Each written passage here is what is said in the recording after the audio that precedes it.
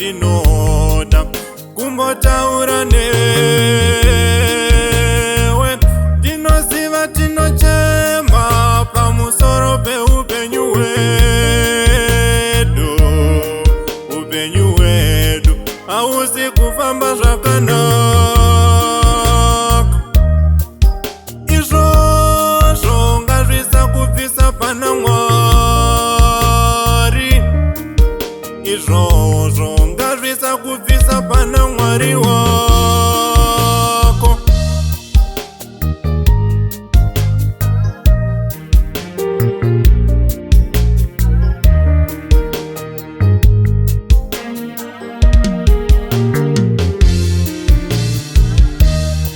Pamwe pacho ungatoti Mwari akukanganwa.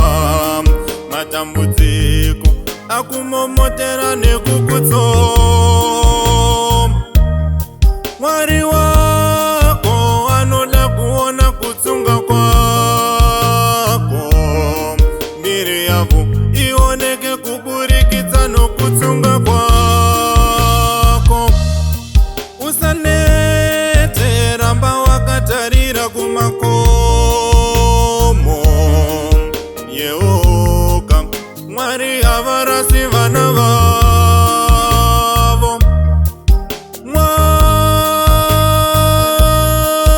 Mwari ndiye mufudzi wakanaka.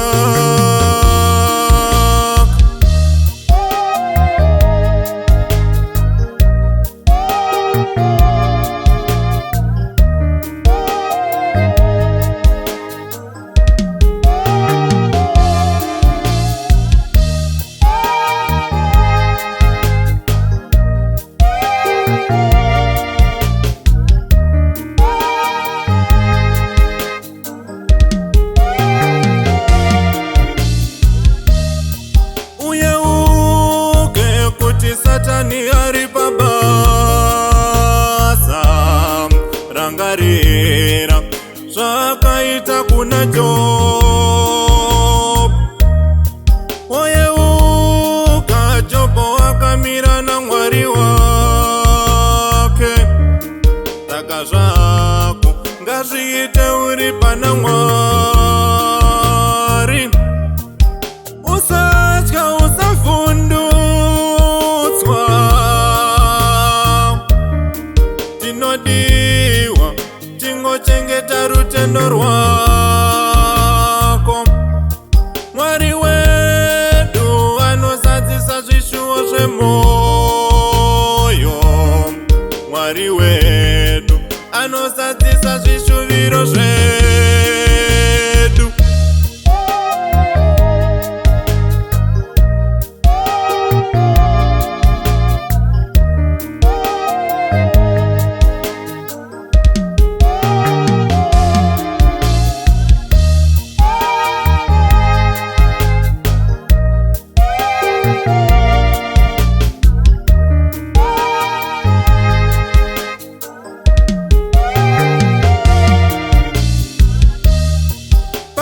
Patinochema tinoona senguva yarembesa.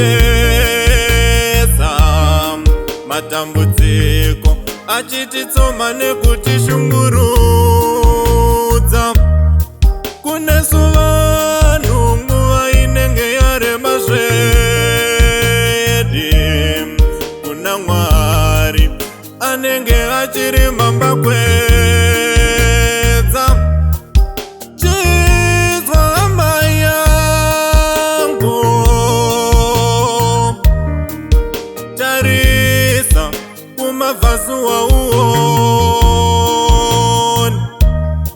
Rufaro rwako rwatove munguva yemamba kwedza.